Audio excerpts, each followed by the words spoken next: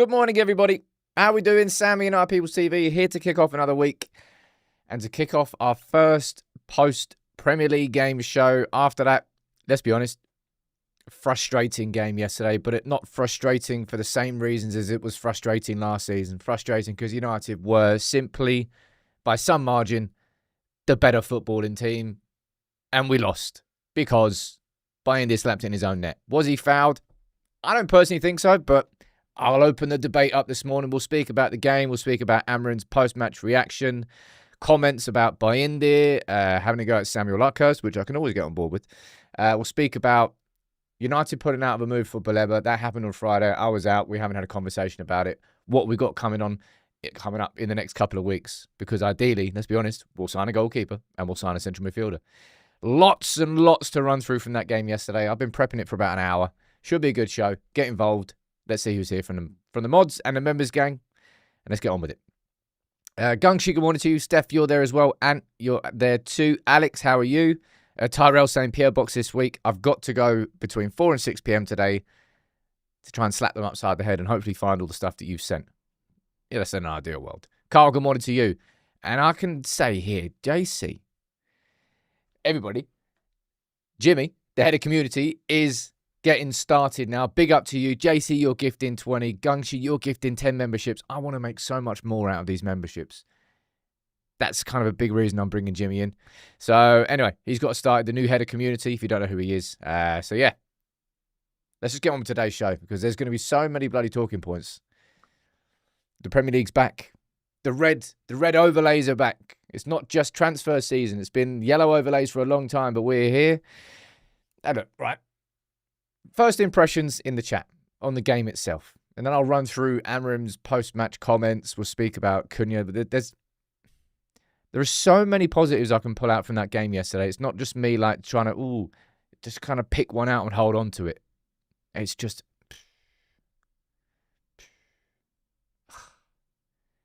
like, there was no surprise that we're talking, no surprise at all. I think that's the thing that annoys me about it.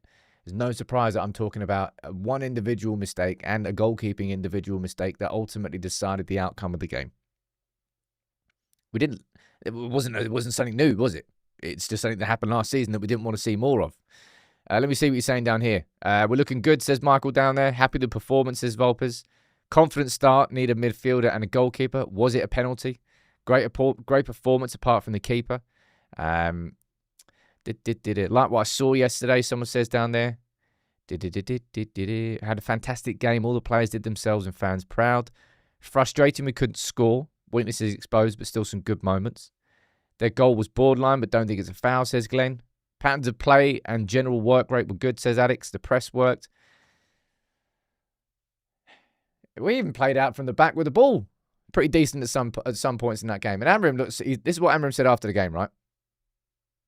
It was a very good performance. I'm really proud of the players. But in the end, we lost the game. But for me, again, you can win, you can lose, but in the end, to be proud of what they did, my players, I think it's a good feeling. But at the same time, it's really hard to lose a game like this.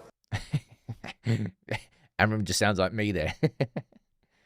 Because you really can pick out so many good points from that game, but ultimately, you lost. Now, I think if I was to take one main takeaway from that game, it's that if Manchester United play every single Premier League game like that, this season, we are going to be totally fine. Even if we don't get a new goalkeeper and midfielder in, we're going to be totally fine. It's probably going to be a bit of a chaos season if we don't get a goalkeeper. I'm not saying that getting a new goalkeeper in will make it perfectly smooth and there's no chaos whatsoever, but we need one. But we did more than enough to beat the team who, for the last 2-3 years has finished second in the Premier League. And I would argue quite comfortably as well.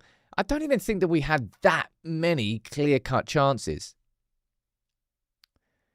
But we were just simply the better team.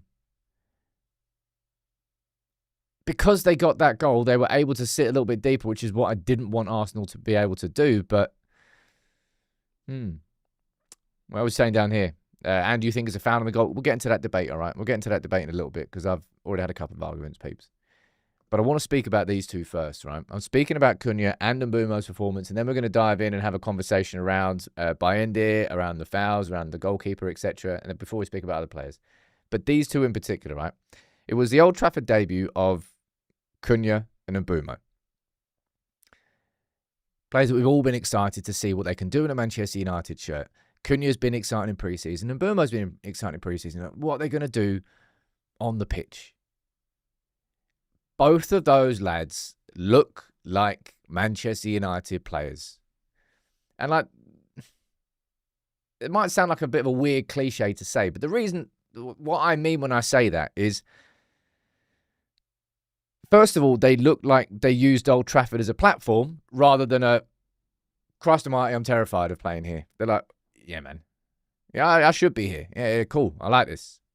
The spotlight made them play better rather than making them sort of wilter or wilt in the sun. And Cunha in particular. You know full well, right? The one thing that I've been shouting about when it comes to Cunha. Ball carrying. And the moment of the game for him yesterday was picking the ball up in that position. What? 20 yards away from his own box. Facing the wrong direction. And he just drove straight through five Arsenal players in a dead straight line simply because of pace and power. And they couldn't stop him. Deserved the goal yesterday. Yeah, wither, that's right. Wither in some... You know, you can wilt spinach as well in the pan. I got them a bit mixed up. I'm very good at doing that. Anybody who's been in long enough will know I do that. What's it called? Malafor Sam. That's not really Malafor. I was just using the wrong bloody word.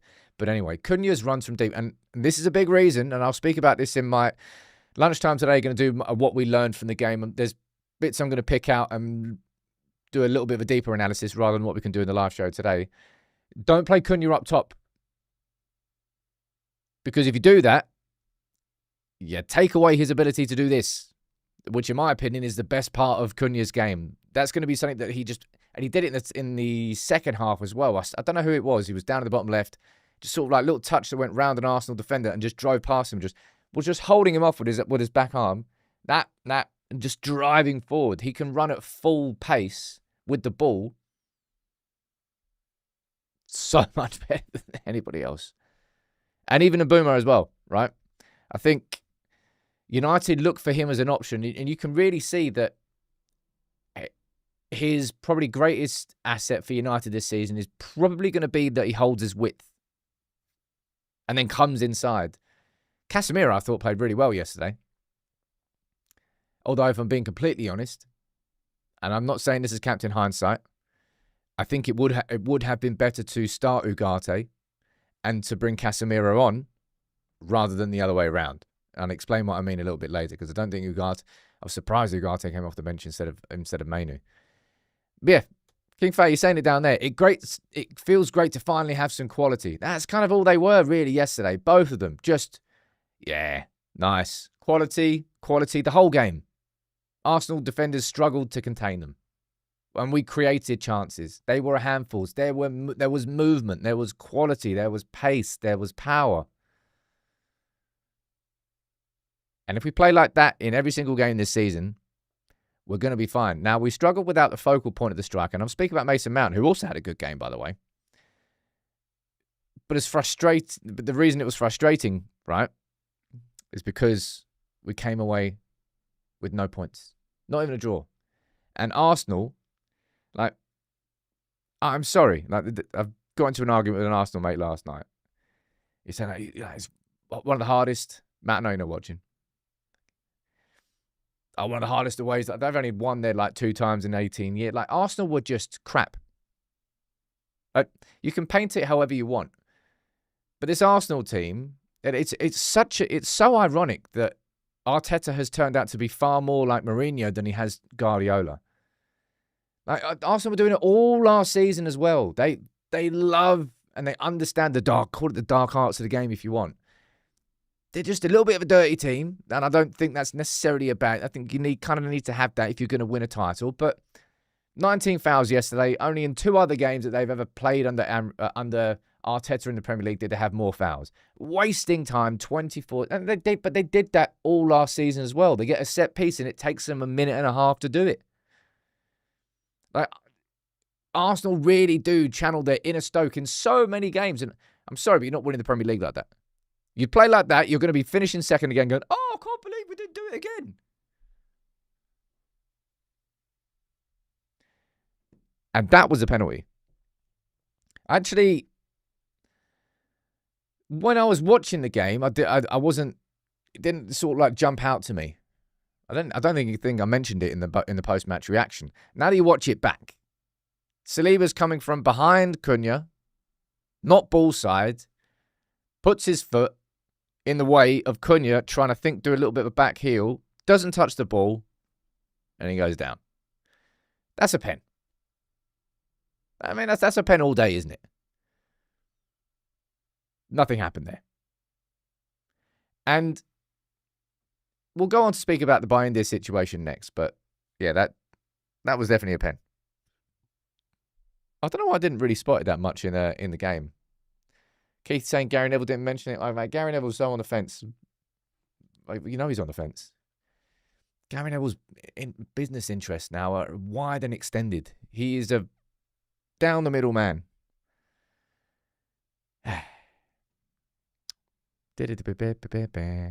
Anyway, that was annoying. And if you want to talk about this, which of course we're going to speak about next, and this is going to be, I suppose, the bulk of the debate of the conversation. I want to ask you this, right? Let's do a poll. Start a poll. Was it a foul on Bayindr? Because I'm genuinely interested to know where everyone sits on this. You know what I think? I think it was more of a foul on Mason Mount than it was a foul on Bayindr. I'll be completely honest. Like, you can see there. Like, he's not got a little bit of Mason Mount's shirt. He's undressing him. Players holding shirts in the box. It's happened for decades. It's kind of part and parcel of football. It's normal. That there is not. That's a foul. Right? And also, a little bit confused as to why did United put Mason Mount between Saliba and Bayindr?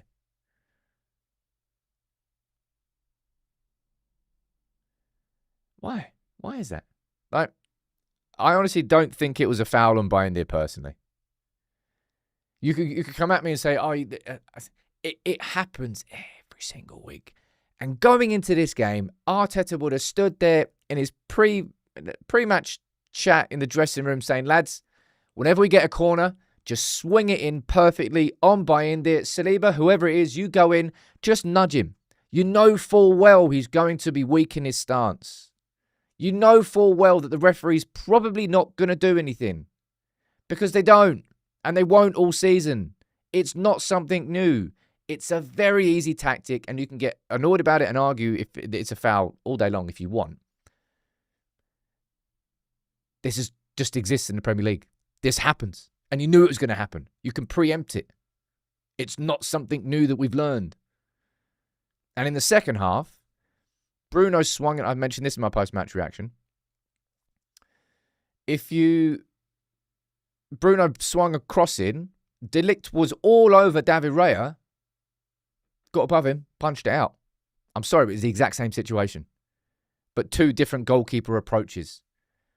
One, which is a little bit more proactive, in David Raya, stepping forward. Because when you're moving with... And that's kind of part and parcel of what happens in the box a lot. When you're static and you're standing and you're watching and you're waiting for it, you're not going to have as much of a much strength and power as someone who's got to run on it, someone who's got to move on it. I don't even bloody play football anymore. It's just basic. I don't think that was a foul. 62% of you think it was. So, 62% of you disagree with me. But you clearly haven't seen the picture of Saliba holding his arm down. I've seen that bit as well. I think it's just going to happen every week. I'd much rather my goalkeeper be stronger in that. And as I said, I'm using that comparison of David Raya and De Ligt. which in my opinion was like the exact same situation. A couple of super chats there, what we're saying. Bayindr should be benched, but Bruno's equally his fault for the corner. How does it? Bruno, like when it comes, I spoke about Bruno in the post-match reaction. I love Bruno. I kind of hate Bruno in his own box. I hate Bruno when he's in the first third of the pitch, closest to his own goal. Because Bruno's a risky footballer. And that can create loads of opportunities. But, yeah, taking those risks that close to goal can invariably lead to direct goal-scoring opportunities. And he, for some reason, passed it back to, I think it was Yoro, who had someone directly on him. And obviously it led to a corner, and that led to the goal. Dermot Gallagher's pathetic attempt at calling the foul on Cunha a non-foul shows how crap the refs are, says Scott. Yeah, that was definitely a foul, now that I look back on it. But look, this is Amorim's post-match conversations, saying that we need to be stronger. I think that's the biggest takeaway from this, that Bayindr situation. It's just simply, you have to be stronger in your own box. Goalkeepers have to make the 6-yard box like their fortress. Goalkeepers will be able to get away with more than, like Bayindr could get away with more pushing. He could push Saliba forward and nothing would happen. And we could come in here after the game and Arsenal fans would be like, oh, it was a big push in the back of Saliba. No foul was given. Because a foul bloody won't be given. Because you can just be more aggressive and you can get away with more than what Bayindr did. And I think that's just understanding and learning the game. Like you can complain about it and say, is a foul or isn't it a foul? But you can just get away with more. So take advantage of it. Don't stand there and then be surprised when someone else does it to you and they gain an advantage as a consequence. Be street smart. Right? Yeah, Phil, that's what I'm saying. That was far more of a foul on Mason Mount, I think, than it was a foul on Bayindr. And I don't think Bayindr should have started. You know what I think about that. Anti saying this might be controversial. Does Bayindr need game time? Yeah. If you really come on. No, I really don't think so. Although what I would say is, in fact, let me just read a couple of your comments out down here, right? I'll read the chat out and then I want to run through Amorim's pretty fierce defense of Bayindr when it comes to, I think it was Samuel Luckhurst who spoke about him. What we're saying down here. There's two things to it. These things should be caught by VAR. It was not checked properly. And Bayindr should be doing more in the same situation. If Mount goes down, it's a foul. Neither Onana or Bayindr bossed the area. Kind of Bayindr just missed. It was just kind of a bit of a flappy hand, wasn't it? It just missed. Onana might start against Fulham, someone's saying down there. Do you think we'll go for Donnarumma now? I still don't think we will. But yeah, and actually that's a fair point. And you're saying it, Judsey, as well. Some of Bayindr's distribution was really good. There were two particular points. I can't remember who it was that he got. I think it was Mbumo. But it was just like, I think he was waiting on the ball and no run was being made. And he just clipped like a 50-yard pass. You know the ones that like aren't just looped, long looped goal kicks where, oh, yeah, great. The defender always just wins a header. It was one of those ones that a flatter ball hit with a little bit more intent and it went straight to, it was either Mbumo or Mount. And then the other one was when he split De Ligt and I think it was Maguire. Was it De Ligt and Casemiro? With a pass that went straight through to Bruno. I'm going to run through that in the what we learned. But yeah, his distribution was good, but it doesn't fucking matter. It really doesn't matter when you're doing this. And it's the same thing that we saw last season. Like someone down there, Saliba was leaning on him though. It happens. It's part of the Premier League. The rules aren't going to change. Right? So get used to them. And instead of letting other people use it as an advantage against you, just push back. Because clearly, you can get away with more than what they're used to. Now, speaking about Bayindr and Amorim's reaction, I think this is definitely worth playing, right? Just have a little listen to this. If you haven't seen it, this is Amorim in his post-match press conference. I hope this doesn't get taken down. This is just me covering the news. It's not me trying to use this as a headline and steal the views. It's just me kind of commenting on it. I always feel nervous doing this. Like, you should be able to, and I know it's sort of like fair use, etc., etc. But anyway, a little bit of a moan. Let me run through this. This is Ruben Amorim speaking about Bayindr, right? Ruben, did you give any consideration to starting Tom Heaton ahead of Altai? Because he's conceded a goal similar to that before. Why? I think a lot of people might argue that Tom's a better keeper than him, more experienced in the Premier League. But he suffered a goal like this where? Tottenham last season. Without VAR. Without VAR. With VAR, with VAR is a foul. And then what happened in the next game? Okay, may I ask? What happened in the next game? At Wolves. No, not at Wolves. The next one, Arsenal. Who saved the penalty? Who saved the game? All the game. That was a penalty. No. Before the penalty. You don't remember the game. I remember the game. Altai was unbelievable in that game. So I consider everything to put one on another, and I choose Altai. Now, the reason that's interesting is because it's a really passionate defence of Bayindr from Amorim. And I think it's sort of indicative, like, of what Amorim's trying to do behind the scenes. Amorim's not being afraid, right, to drop players. Garnacho, Rashford, the bomb squad. He even dropped Højlund for this game. Despite the fact that Šeško wasn't fit to start, he dropped Højlund for this game because he's not part of the club's future plans, and the club needs to move him on and make him realise and understand, well, actually, I need to go and find somewhere. I think this is sort of indicative of the culture that Amorim is trying to do. Now, you could come in and say, well, Sam, what, was he coming out defending the place? But that was classic Fergie. That really was like building that fortress, that wall where everyone is sort of, everyone's on the same side, I suppose. He could easily have thrown Bayindr under the bus there. Defend in public, criticise in private. I think that's a pretty fair way to do it. But again, Amorim's not always done that, has he? But he certainly decided to do it in this situation.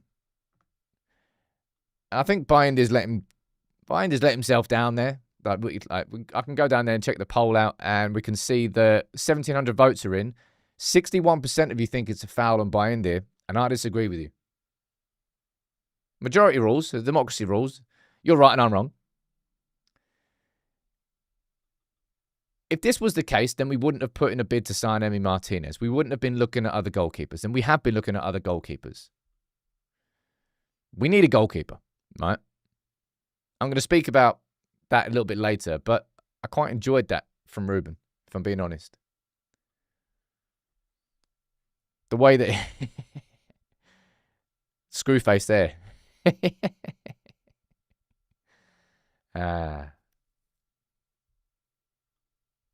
I suppose this is kind of part and parcel of the culture that we keep hearing about. The culture that we know that Ruben Amorim wants to bring into the club. The us against them. Anyone but United. The siege mentality. I'm not talking about Jose Mourinho's siege mentality, where he booted about 40% of the players off the bus and was just... It kind of went about it in a very Mourinho fashion. Let me see what you're saying down here. We didn't bid for Martinez. It was agent talk. I'm pretty sure that we put in a loan offer for Martinez. Pretty damn sure we did, actually. So I think you're wrong on that one. Why is no one talking about Vitek? He's the best of the lot. I think he's actually got 2 man-of-the-match performances so far for Bristol City, isn't he? I think he has. Bayindr let himself down. And he let his manager down. In my opinion. Was it a foul? We can argue all day long. I don't think it was. I think he needs to be stronger. And ultimately, that was the difference maker. But at the same time, Manchester United could have and should have scored more goals. Now, as I said, there are way more positives from that game yesterday than there are negatives. There really are. I'm not just saying that to try and sort of focus on the positives and ignore... No, not at all. I've just kind of run through the negatives. it's just the biggest frustration is that I think that's the most shots that we've had in a Premier League game against Arsenal since we beat them 8-2. David Raya made more saves in the Premier League this weekend than any other goalkeeper. And we still bloody didn't score. But if we play like that every game this season, we are going to win so many more than we lose. And I think De Ligt's performance actually deserves a little bit of praise. I'm going to pull out one part of it in the what we learned a little bit later. But Gyökeres looks like Xerxes when he joined. You know, Xerxes, I mean, he had the quality, sure, but like the agility wasn't there, the speed wasn't there. He kind of just looked a little bit too big. And I think it's going to take... I don't think Gyökeres is going to be a bad signing for Arsenal. I know sort of I hate watching this. Everyone wants it. I don't think he will be, but I think it's going to take him like probably quite a few weeks to get up to speed. De Ligt put in a fantastic performance. And overall, and I'm not just saying this off the back of this game here, overall, I'd much rather see De Ligt play as a central centre-back than I would see Harry Maguire play there. I think De Ligt is the better starter, and Maguire can come on for the last... I think they're complementary to a certain degree. I still think we need a new central centre-back in the summer. But he played really well, man. I really think he played well, and I think he deserves praise for that. Largely, the overwhelming majority of United's players just played really well yesterday. Like Mason Mount. I think you're actually you're looking at some genuine strength in depth here, right? Because when Šeško is fit, there's only one place he's playing. Centre forward. He's our starting centre forward, and there's no question about it. But then what happens when you've got Cunha, Mount, and Mbeumo? And I think you should be having Brent Bruno in this conversation as well, as the two number 10s. Because you can't start them all. I actually thought Mason Mount played really well yesterday. I thought I was looking at Cunha's runs. I was looking at Mbeumo's directness. And I was looking at Mason Mount's link-up play. I thought he played really well. But you can't start Šeško up front and Cunha and Mount and Mbeumo. We're going to have a little bit of strength in depth. Like someone's mentioning Xerxes down here, but we've not seen Xerxes because Xerxes has been injured all pre-season. He trained before this game, and I think in the next game he'll be available. But right now, like, ladies and gents, there's no point in having a conversation about Xerxes in the same breadth that we're having a conversation about Mount and Cunha, but because of what we're watching and what we're seeing and the levels that they're at right now. Xerxes, I think when he comes back in, then he'll be part of that conversation. But right now, he's not. I'm not saying I'm cutting him out, but I'm just saying as it is. Mount played really well yesterday. And there's absolutely no surprise that Dorgu looked good. Really unlucky, by the way, that he didn't score with that. I think that's... Right now, I've seen more exciting aspects of the Dorgu-Cunha relationship on the pitch than I have with the Amad and Mbeumo. I think with Amad and Mbeumo, it kind of feels like they're both instinctively making the same sorts of runs. And that's because Amad played a fair amount as right attacking midfielder next season. But Amad's going inside probably when he should go outside. And then sometimes Mbeumo goes outside and then Amad goes outside. They're not quite working with each other just yet. I don't think that relationship's going to come immediately. But if you looked at the game yesterday, like Amorim started Delo instead of Amad, which is going to happen in certain games this season. You can get angry about it if you want. And I'll tell you what, there were a ton of people that were pissed off at that starting 11 against Arsenal yesterday. Ton of people. Oh my God, he's playing Casemiro and Bruno. Oh my God, he's playing Delo. Oh my God, what's he doing? Oh, that's such a bad starting 11. And then we played very, very well. And we had players who could change the game in the second half. Although I would have made some changes. Let me see what you're saying down here. Dorgu is definitely feeling the team system. Dorgu was my favourite player yesterday, says Big Perm. Why was Leon not in the squad? Mate, Diego Leon's 18. Like, Fredrickson was ahead of him. Aiden Heaven was down there. There wasn't a space for Diego Leon. He wasn't going to make his Manchester United debut in the first game of the season at home against Arsenal in the Premier League, was he? Let's be totally honest. You're playing Grimsby away in the second round of the League Cup in like 9 days. You're far more likely to see Diego Leon putting a United shirt in a competitive game for the first time there than you are in this game. Shaw's front foot defending needs a shout for yesterday. Yeah, sure. That's what I mean. Like, you can pull out so many players that played well yesterday. Now, there were a couple that had whiffy games. And Šeško wasn't one of them.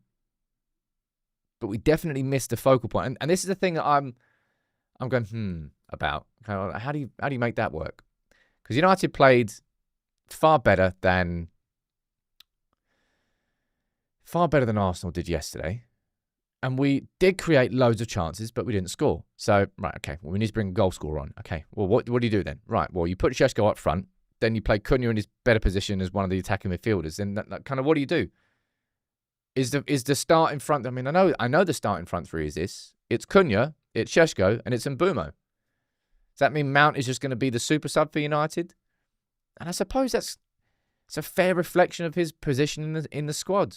Like, he's been here for a couple of years. He had loads of injury problems, but you don't go out and spend 130 million on 2 Premier League proven number 10s and then keep starting a player who kind of hasn't done it for you for 2 years. He can work his way through and get the opportunities, but your front three, starting front three, is Cunha, Šeško, and Mbeumo. And then if you've got Mount to bring into that and you need to change a game in that second half, that's what you need, man. Amorim actually said it before the game. It's not just about the starting 11, and it never is about the starting 11 anymore. It feels like there's someone down there saying Mason Mount could play as a number 8. I mean, there's question marks about whether that's the best position for Bruno Fernandes, let alone Mason Mount, I think. I don't think Bruno had the best game yesterday. He was too risky, too close to his own goal. There are points in the game and points in the pitch where the risk is definitely worth the reward, and there's certain ones where it's just not the case. And I think Bruno, unfortunately, did that too many times yesterday. Now, there's definitely there's a couple of things I would have done differently yesterday. Number one, I would have started Ugarte instead of Casemiro. And the reason I'm saying that is not because Casemiro had a bad game. I actually thought he played quite well. But after Arsenal got that goal, which was absolutely no fault of Casemiro or the midfield at all, I don't think the midfield got overrun at all yesterday. The reason I'm saying it is I would rather have had Ugarte on for the first 60 and then brought on Casemiro for the last 30 if we're chasing a game, which is kind of what we were doing. If you looked at last season with Ugarte, kind of any time United needed to get a goal in the last 30, Ugarte would go off and Mainoo would go on. And he brought Ugarte on for the last 30 yesterday when we were chasing that game, which I thought was an interesting choice, given that obviously Kobbie was on the bench. I definitely would have preferred to see Kobbie coming on yesterday rather than Ugarte. And this is what... There will be games and there will be times where Casemiro is an asset to United. Now, I didn't think it was going to be starting against Arsenal, and he actually was decent. And I don't think United really got overrun too often in the middle. And there will be games this season and times in games this season where Ugarte is going to be an asset to this team. But 1-0 down with half an hour to go against Arsenal at Old Trafford when they're playing a low block, it's probably not one of them. Like that shot that he had. Okay. Woke up in cold sweats thinking about that. So I thought that was a poor choice. I definitely would have preferred Kobbie to come on then. Someone down there saying thought Casemiro was fine yesterday. Yeah, Casemiro was fine. Would have brought Mainoo on instead of Ugarte. That's kind of what I said there. Bruno's a number 10, not number 8.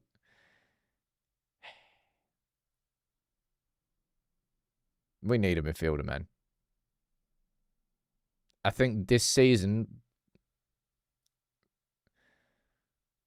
it feels like we need a new midfield partner if we're going to get the best and the most out of Bruno Fernandes this season in a team where you've therefore got Cunha and Mbeumo in front of him.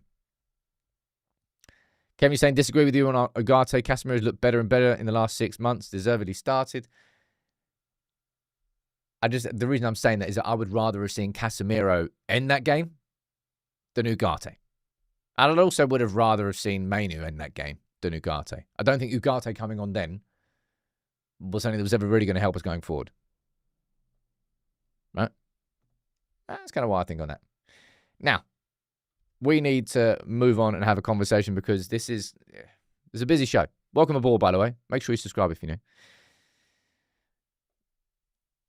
We've got how long left? I think 2 weeks.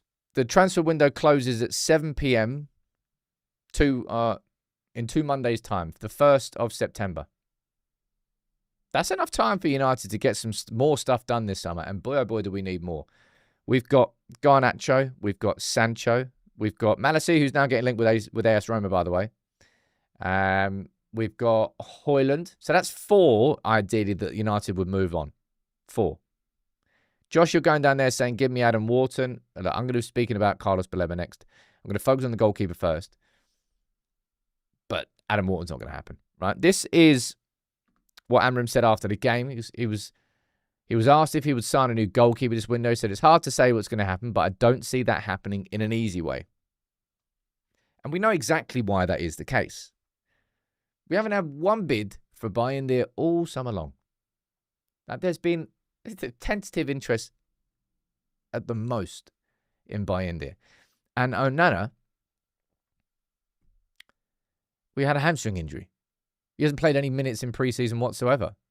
He was available for the game against Arsenal, but Emery said no, and I thought that was definitely the right call.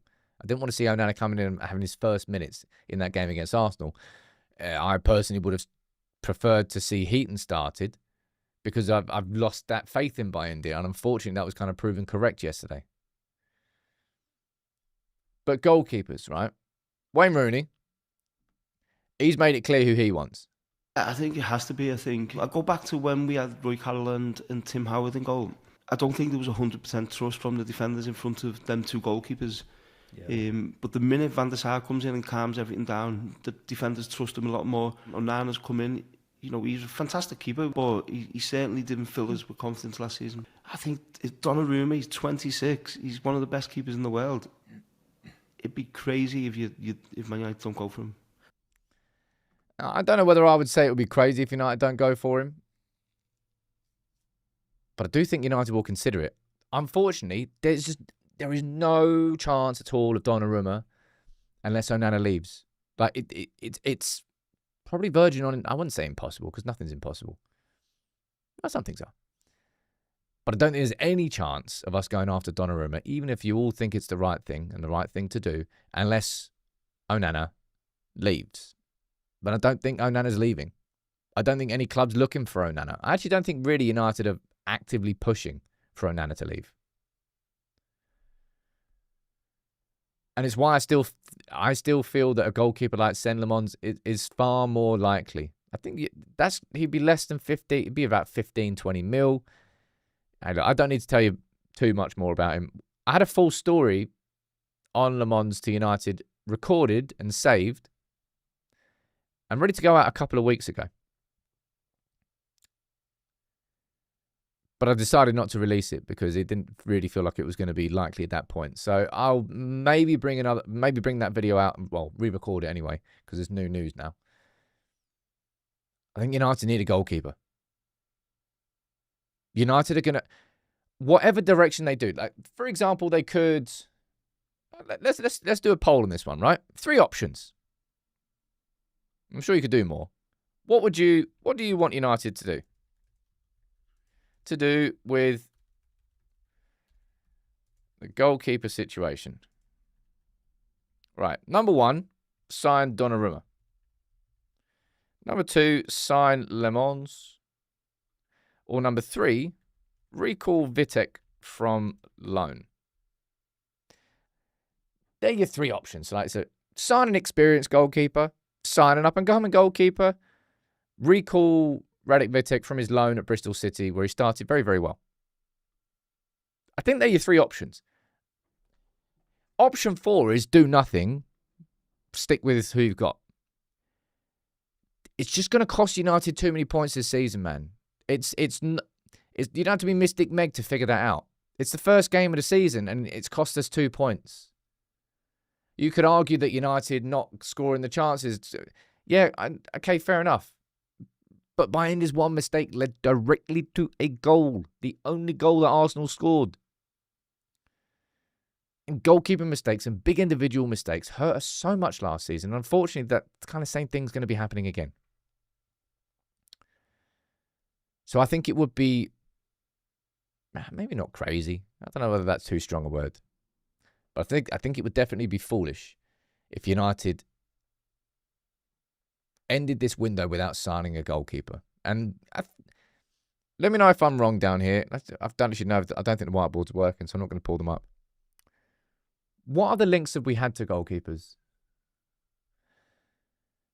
We put in a loan bid for Emi Martinez, who got rejected. And I think that's kind of as far as that went. I don't think we've put in any bids for Le Mans. I don't think we've put in any bid for Donnarumma. But I think United were maybe even just having talks, interested. I don't know how far it went. Is there any other goalkeeper that we've been like linked with, that we've actually moved with? I don't know. Let me see what you're saying in the chat. Why sign a number 2 when that would be what Vitek is next season? Well, I mean, that's quite a simple logic, isn't it, really? If Le Mans was to come in now and was to establish himself as the new number 1, then he would become the new number 1, and then you move on Bayindr and Onana, and then the number 2 spot is there for Radek Vitek to come into. Someone saying I'll be fine with De Gea. There's still some United fans doing that. Ladies and gents, don't go back to your ex. You're going to be disappointed. You're just going to be disappointed. What else is saying down there? Let's be honest, Onana would have saved that corner. Would I really argue that with chest? I don't think I could. I mean, he might have done. I imagine he would have been a bit more aggressive, but let's not pretend that we haven't seen Onana flapping at some corners as well. I suppose, does every goalkeeper do it sometimes? I don't quite know. What are we saying down here? Surely Vitek is ready, someone says in the comments. Martinez from Villa, Costa 30-40 mil. That's not going to happen. How did Bayindr cost us the points when we didn't score any goals? You're a clown. Well, I mean, if you want to get in there, you want to. Goalkeeper mistakes directly lead to goals. No team, no striker has a 100% conversion rate. Like the most elite strikers in the world have got like a 25% conversion rate across the course of the season. We do need to score more. It's why Šeško needs to be fit to start that game. Frustrating. Well, let me see what you're saying down here with the poll. Right, so we've got 1,000 votes are in. First few minutes. 40% of you are saying sign Donnarumma. 45% of you are saying sign Le Mans. And 15% of you are saying recall Vitek from loan. So just about more of you saying sign Le Mans. Sam, who made us sign Onana and Bayindr. I'm pretty sure that was Erik ten Hag. How have United managed to do that, by the way? Like, not one goalkeeper, but 2 goalkeepers. Like, you typically normally, you might have somebody that you can believe in, somebody that you can trust. And I agree with what people said down here. It's a real shame because Bayindr's distribution was really quite good yesterday. I was like, oh, nice, good. It was a bit of confidence, but then he's just like, the balloons popped as soon as you see something like that coming. Oh, he's leaning into him. Yeah, sure. Well, you watch the game against Fulham. You watch how Fulham take corners against Manchester United next week, right? You watch them swing it in to drop directly on the goalkeeper. You go and watch, who is it? Can't remember the name of the striker. Anyway, you go and watch the Fulham strikers lean in on Manchester United's goalkeeper. You go and watch no foul be given. And you can moan about it again if you want. Or you can just go, well, actually, we should just expect that to happen, really. Because it happened last week. Because it happened last season. And it's going to happen every single bloody week. So stop moaning about whether it's a foul or not. And just push them back first. Because they're going to do it. Muniz, that's it, Muniz. Watch Muniz and watch his elbows. You watch him leaning in hard. It's such an easy thing to do. Why wouldn't you do it? You'd be foolish not to do it against Manchester United. And why we don't do it is really annoys me. Tell you what, tell you what pisses me off as well. Declan Rice's set pieces. That's so damn bang on, mate. That is on the money. Bastard. Ruben is playing Cunha as a striker when he's better on the left. I would much rather Mbeumo be furthest forward and Cunha, allow Cunha to stay so he can do the deeper runs. It's so much better. It's so much better. Someone's saying that Šeško should do it from corners, and I think United really should. We need to be more threatening from corners, and you can cry and moan about it if you want, but it's just, you just get away with more of it now. You just do. Someone say Pickford down there. Get in the bin. Now, is the goalkeeper the priority? Man, you kind of chop and change between them. You really do chop and change between them. I think on paper, a different goalkeeper might contribute more directly to more points. I think. But a new midfielder really kind of changes the dynamic of this whole team. It really does. And we'll speak about Baleba, right? Neon saying United did try, but Raya punched it away. Already mentioned that. But look, this happened on Friday, and I was busy at the Caribbean gig. No one came up. I said to anybody who spotted me, come up to me. I'll buy you a new United shirt. No one did. I had no friends. I was crying in a corner. Didn't even watch the set because I was crying so much. I didn't. That's a lie. But David Ornstein's confirmed here that Man United are not planning to proceed with a Baleba move this summer because the level of the fee. So United did all their due diligence. They did all their work. 9 days. They went through intermediaries. Does he want to join? Would he like to join? Yes. Yes. Personal terms, not a problem. Okay, good. Right, now we're going to speak to Brighton. Nah, too much. So Brighton have priced United out of a move for a player who definitely would love the move. And probably what I'd imagine has happened is we brought forward budget from next summer. You know, it's a bit, when was it? I can't remember what play. I think it was Luis Diaz, randomly. Spurs were trying to sign him in January, and then Liverpool came in and brought their summer budget forward to then sign Luis Diaz so they didn't miss out on him. If I remember correctly, I think that's what happened. It's kind of what United are doing here. We're trying to do here with Baleba. Right, let's bring forward that budget because we don't want to miss out on him, but the price was too high. I'll be honest, I think it's a little bit foolish in that sense because the price was always going to be too high. That's what shocked us all. United clearly had confidence that they could get this deal done, but the price is probably in the Caicedo category. It's verging on a Premier League transfer record when he leaves, I think. So I'm not surprised. Disappointed. Sure. Would have been the dream. Right? Would have absolutely been the dream. But what do United do now? Right? Because this is the crunch point. This is what David Ornstein said, speaking on, I think it's CBS, about kind of the rest of United's window. Harmony down there saying, Sam, please can you stop saying Amorim should play Mbeumo as a striker? Seeing as you ask so politely, I would prefer to see Amorim play Mbeumo as a striker instead of Cunha. If Šeško's not fit to start, it should be Mbeumo furthest forward, not Cunha. There you go. I even gave you some eye contact too. But anyway, this is what Ornstein was saying about the rest of the window for United. They explored it initially through intermediaries and then speaking about Baleba, obviously, directly in conversations with Brighton. But Manchester United are not planning to proceed with that potential transfer, largely because he's not for sale. That's Brighton's perspective. The price would be too high even if they were to consider his sale this summer. But that doesn't mean Manchester United's interest goes away, maybe in the summer of 2026. Baleba was up for the move.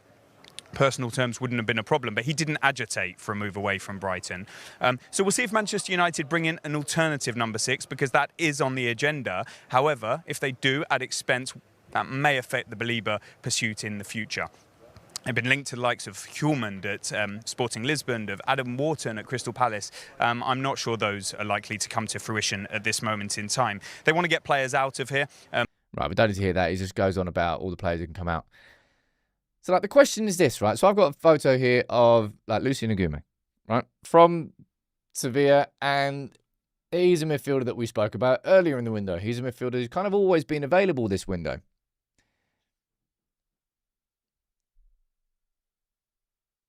The question is, how much do United invest into a midfielder that ultimately isn't their top choice, isn't who they want to sign, probably might just be being signed as a bit of a stopgap until you sign him. So, like, you remember in January, the last January transfer window, under Ineos, they were like, we'd rather sort of walk to the right solution instead of run to the wrong one, or whatever it was Ratcliffe said. And then United didn't sign anybody in January. Matthias Tell ended up going Spurs, and there were loads of like United fans foaming at the mouth about that. Ultimately, are you upset about that now, or you find the fact that we've got Mbeumo and Cunha? Yeah, I think it's kind of a rhetorical question. So United made the right choice there. And I don't know whether United are in the exact same situation, because I don't think it's the exact the same as that. But what do you do? Like, do you invest 20, 30? I don't actually know exactly how much Agumo would cost. I really don't. But how much do you invest to improve the midfield enough now this season that doesn't then take away from your ability next season to go and get the actual target that you want to get? That's the difficult situation. It's very easy to go and say, just go out and sign a Hjulmand, he'll 40, 50, 60. It's right, go out and sign Wharton, but we can't afford Wharton, right? I'm going to be interested to see how we approach this and how much we actually put in as a Baleba alternative that won't then hamstring us so we can't then sign Baleba in the summer. That's the thing I'm sort of running through in my head. Because I think we need one. Like, whether it's a Agume, whether it's is it Mohamed Kamara? We spoke about him early this summer as well. I think United are going to have to find someone in like the 20, maybe 30 mil bracket, and even 30 mil is a push. It's got to be someone around the 20 mil who can do, I don't know, maybe half of what Baleba could do. Maybe even that's optimistic. If you signed a midfielder who got us into the Champions League, it would make money.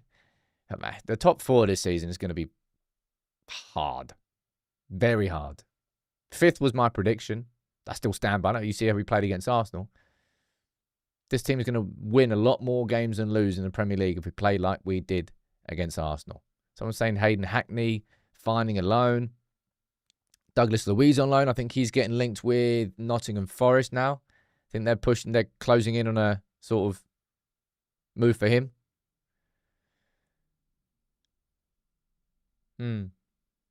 I don't know what United's move is on this one. I'll be totally honest. We know what United's first move. Go big or go home. United have gone home. They just outpriced us for a move. But at the same time, we need a goalkeeper. So we've got 2 weeks left, and United need to sell Garnacho, sell Sancho, sell Anthony, sell Højlund. That's 4 definite sales that need to happen. I would argue United need to sell Bayindr, because I don't think we're going to be able to sell Onana this summer. I just don't see it now. Not after his injury that he had and ruled him out of all pre-season. And no one's ever really been linked with a move for him. I'm not saying sell Bayindr off the back of yesterday. I've been saying all summer to sell Bayindr. We just haven't sold him. That's 5 players that I think we need to sell. In an ideal world, you'd sign a goalkeeper and you'd sign a central midfielder. Someone down there, Madison too, that's another one. Alex is saying you spent ages talking about finding the next Wharton before they cost 80 million. The players Hayden Hackney. I don't know what's going on with Middlesbrough at the start of the season. Aren't they getting, was it Sver Nipan from City on loan? I thought it was a pretty good one.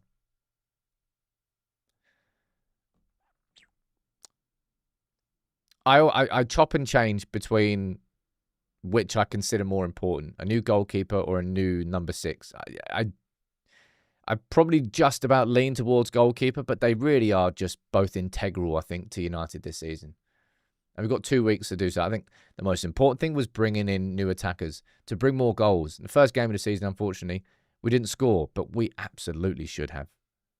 And we absolutely should have got a result from that game if it wasn't for the fact that we didn't find the back. Yeah, well done, Sam. Yeah, you would have won that game of football if your strikers actually scored the shots they took and your goalkeeper didn't concede. Yeah, well done, mate. Yeah. Gold star for that analysis.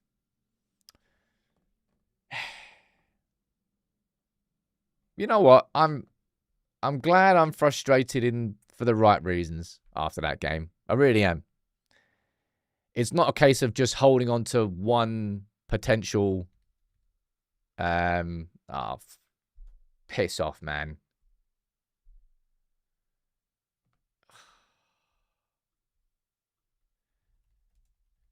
Just piss off.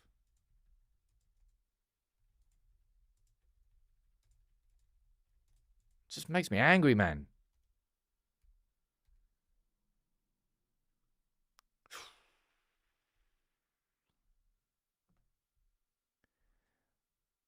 I feel like I've clickbaited myself with that bloody headline I did. I feel guilty and responsible for this.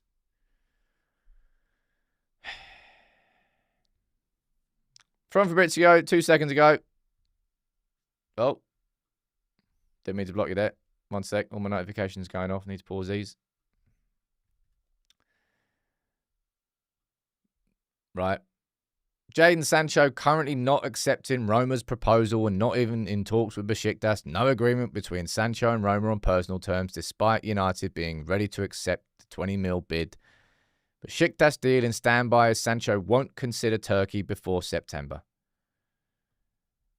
Mate, like, guys just a straight up little bellend. I'm sorry. I can't be even slightly polite about this kid. I can't. You know what he wants, man?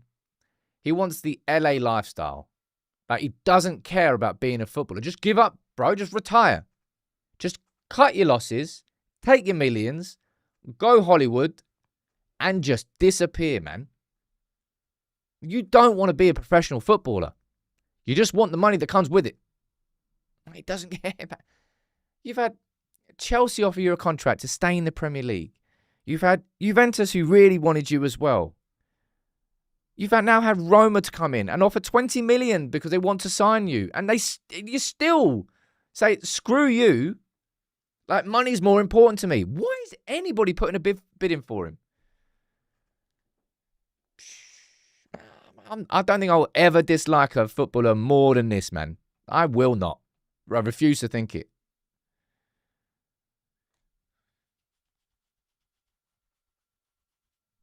You know how much of a difference that would have made for us as well? Sancho is doing exactly what I, unfortunately, realised a few weeks ago. He is powering everybody off. Push, push, push. I want to be a free agent in the summer so I can get a big payoff. Yeah, thank you. Wait until the summer. Be a free agent. Go Saudi for a year. Earn everything in the world. Disappear to Hollywood. Bell end of the highest order. The epitome of the culture that we have to get rid of at this football club. There will not that.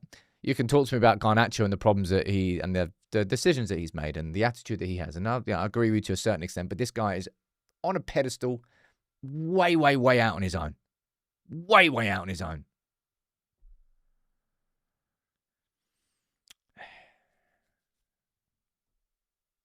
Goodbye, Jadon Sancho. Finally, it's happening. That's what I said. Because at the time, it was reported that Sancho was willing and open for these terms. What does this kid want, man? This isn't even bad advice. Like, bro, this is just him. This is just him. So there goes 20 million. It's got absolutely nothing to do with Ineos being a crap selling club. It's got nothing to do with Ineos. No, we've just got a kid who's just in control of everything. He's not. Like, Walter, I completely agree with you, man. Like, He's not interested in football. He doesn't care at all about being a footballer. And we've just known that for ages. For him, it's just about the money. It's just about the lifestyle. And it's just about what you can brag about and what you can spend. That's Sancho's priorities. I think we've seen that clearly now over an extended period of time with the rejections of multiple contracts from different clubs, from his boyhood club, from Juventus, from everybody. Nope. This is my priority. And it's not being an athlete. It's not being a footballer. I'm guessing this might happen. Well, I'm guessing that this might... by the looks of it, it's going to end up being United compromising by agreeing a loan for Sancho, maybe to Besiktas. Was it the Saudis? Is there a window open past the Premier League as well? United probably going to pay part of his wages to make it happen. Dick. Absolute dick, man.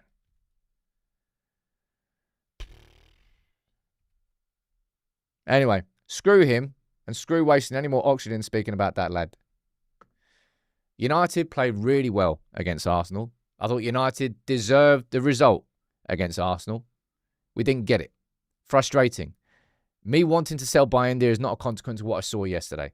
I did like what I saw from Ruben Amorim in terms of defending his players, because I think that is something that ultimately doesn't even... He's trying to... That's part of the cultural shift. And as someone said down there, maybe it is a case of defending public, criticising private. Although, when he criticised Garnacho in private, did it in front of the whole team. Anyway, I'm going to run through what we learned from the game against Arsenal. I'm going to dive a little bit more into some details from De Ligt's game, from how United built up, and a couple of key moments. I'll cover all the news, as always. Might have to be a double drop today, I'm not quite sure. It's going to be a busy, busy week. And by the way, I am in Ireland. I'm going on Thursday, going to go and see some family. So the live shows this week are only Monday, Tuesday, and Wednesday. There won't be a live show on Thursday or Friday, but there will still be videos going out. So make sure you do get involved. Sancho just puts me in a bad mood, just even saying his name.